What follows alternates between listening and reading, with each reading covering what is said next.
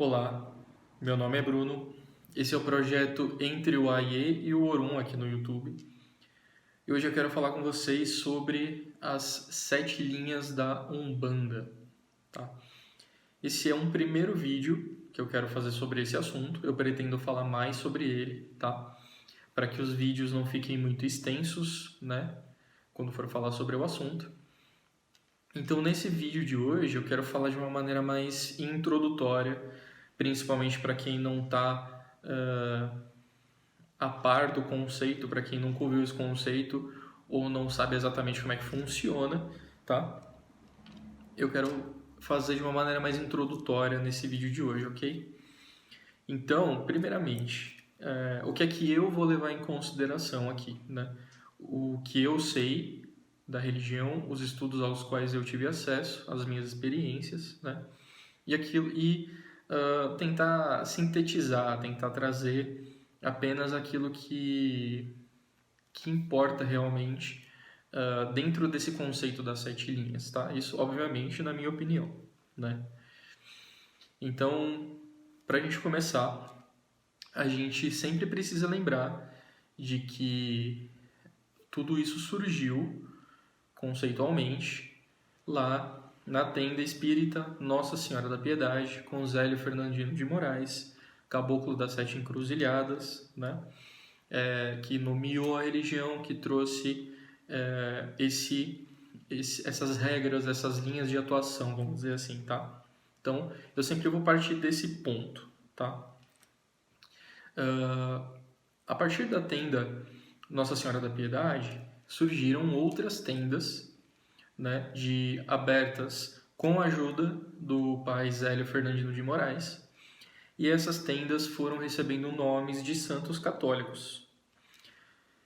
Esses santos católicos, obviamente, estavam relacionados ao sincretismo com os orixás cultuados na Umbanda, né? Principalmente ali naquela tradição, ali à época, ali naquele contexto, tá? Então, o primeiro conceito que a gente tem aí de linhas de Umbanda, de linhas energéticas de atuação, né? A gente vai ter aí, através da tenda do Zélio Fernandino de Moraes e das outras tendas seguintes, com esses nomes de santos católicos, como eu disse para vocês, né?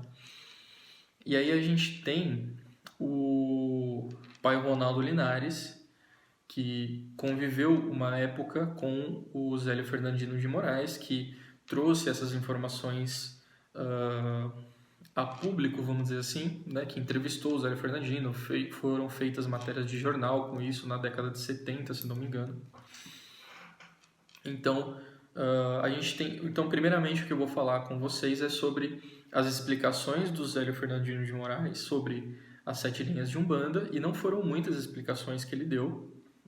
Eu acredito, na minha opinião, que ele também não havia entendido completamente esse conceito, e um pouco do que o pai Ronaldo Linares trouxe, né, da interpretação dele sobre as 7 linhas de Umbanda, tá? Então, o pai Zélio Fernandino de Moraes, quando ele era questionado sobre as 7 linhas da Umbanda, ele dizia sempre que era como se fosse um prisma colocado sob a luz do sol, e aí através desse prisma saíam ali do outro lado as 7 cores do arco-íris. Então vinha o raio de luz solar, que aí representaria Deus, o Criador, o Lodumare, e aí através desse prisma se desdobrariam essas 7 cores, essas 7 linhas. Então aí a gente já tem como um conceito de realmente emanação, né, dos orixás como emanações de Olodumare, mas isso eu quero falar em outro vídeo, né, quando a gente falar um pouquinho mais da visão Yorubá mitológica, né, do assunto.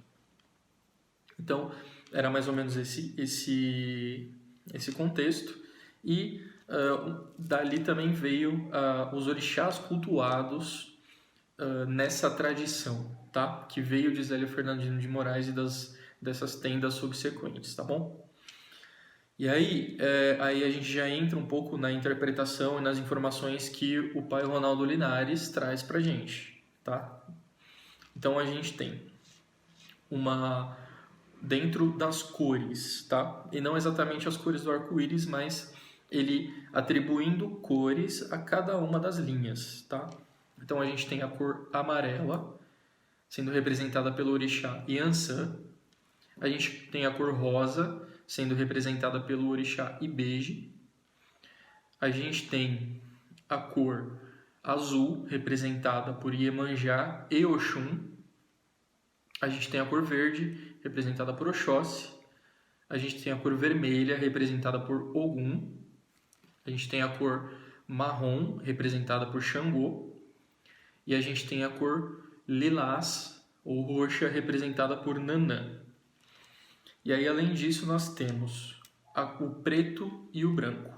O preto sendo representado por Obaluayê e o branco sendo representado por Oxalá.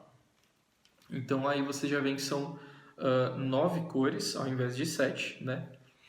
Mas aí o que o pai Ronaldo Linares passa é que o preto seria a ausência das cores ou a junção de todas elas, e o branco como a origem de todas as cores, porque é a luz, tá? E sem ela a gente não enxerga as cores. Então eles não entrariam nessa contagem das 7 linhas, tá? E ficariam só essas cores que eu passei para vocês. Mas de qualquer forma, são essas 9 cores, essas nove faixas vibratórias ou emanações de Deus, o Criador. E dentro dessas 9 cores a gente tem 10 orixás e não 7, né?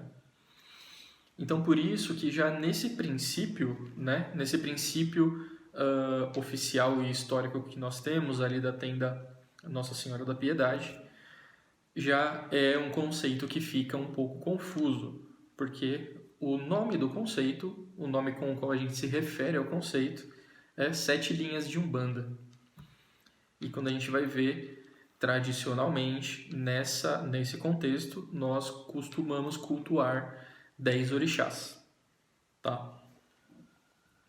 E aí a gente tem, a gente vai resumindo isso como o princípio e o fim, as Iabás das águas, Iemanjá e Oxum como representando a água simplesmente, e aí a gente vai vai reduzindo esse conceito, sintetizando ele até chegar no número 7, como tendo suas representações por um ou mais orixás, tá? Mas basicamente, nesse primeiro momento, é o que a gente encontra de explicação, né, sobre as 7 linhas de Umbanda, tá? Nesse princípio histórico e documentado da religião de Umbanda, como religião com a nomenclatura Umbanda, né, e daí por diante. Então é desse ponto que eu parto. A gente tem esse conceito, tá? Que ainda não define nada, que ainda não traz exatamente o que é que essas 7 linhas querem dizer, a que elas vieram, tá? Mesmo a gente tendo sim a citação de que são emanações de Deus, que são desdobramentos de Deus, que são faixas vibratórias diferentes e linhas de atuação diferentes, né? Representando também reinos da natureza, como as matas, a água, as pedreiras e tudo mais. Ainda assim, pode parecer um pouco ambíguo, né? Um pouco aberto.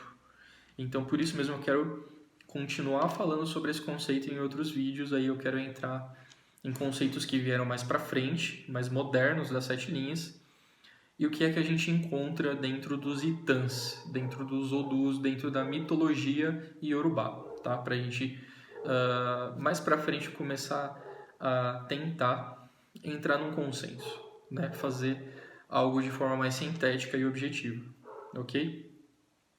Isso é o que eu tinha para trazer para vocês hoje. Espero que vocês tenham gostado. Até o nosso próximo vídeo. Obrigado.